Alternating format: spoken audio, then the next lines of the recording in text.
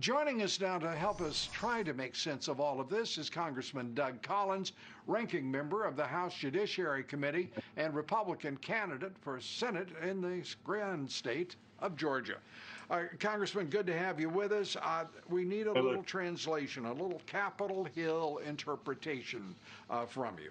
Johnson says there's rhino resistance on a Wednesday, tells there's none on a Thursday, and meanwhile there are suspects, clear suspects, of doing just what he says didn't happen, that is blocking his effort to get subpoenas on Obamagate, and amongst them, of course, Mitt Romney, Senator Langford. It looks very, very bad for the committee. Well, it does look bad for the community, but worse, Lou, it looks bad for the U.S. I mean, we need to get to the bottom of this. I've been on here with you a lot. I've been working in the House with my colleagues to get this testimony. Let's just go. I mean, they have had, a long time now in the Senate with a majority to actually get these documents. We both know.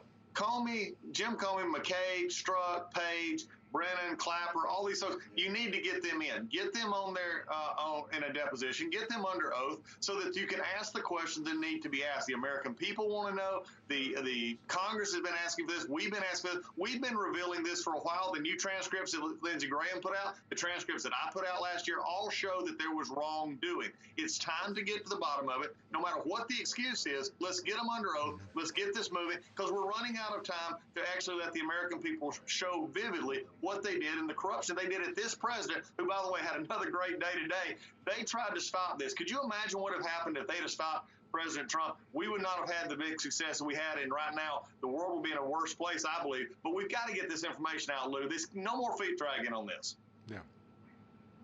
Yeah, well, to your a number of your points, one of which is this president and all that he has achieved, all that he has accomplished, and amongst those achievements is the state of this economy before the Wuhan virus hit. What shape would this country be in if he had not driven the strongest period of prosperity in our country's history before the China virus was unleashed upon us? You can look at this a number of ways. No president has done more than he has in the first 3.5 years of presidency. It's remarkable.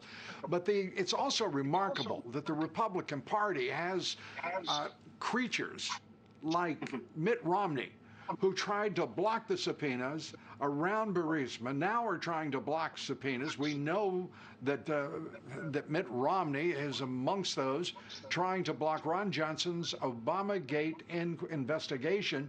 And no one is raising Mitch McConnell, the majority leader. The party leader should be demanding much more from Senator Romney.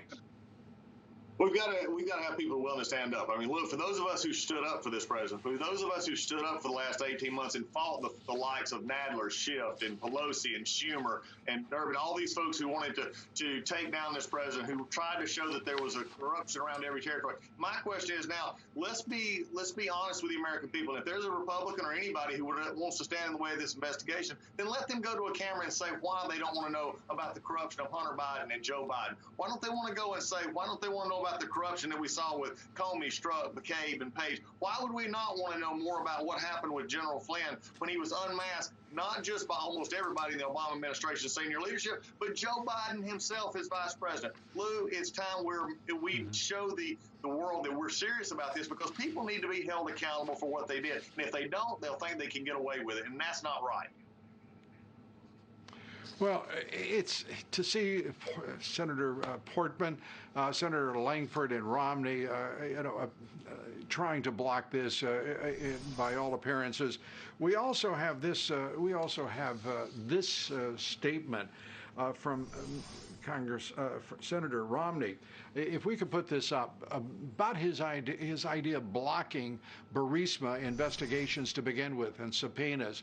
He said, "There's no question but the appearance of looking into Burisma and Hunter Biden appears political, and I think people are tired of these kind of political investigations, and I would hope that if there's something of significance that needs to be evaluated, that it'll be done by perhaps the FBI or some other agency that's Oh my gosh, it just goes on. I mean, it's pitiful.